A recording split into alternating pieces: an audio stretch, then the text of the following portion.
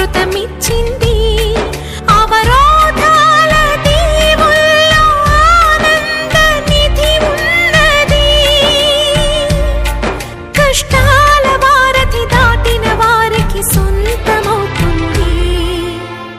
తెలుసుకుంటే సత్యమిది, తలచుకుంటే సాధ్యమిది.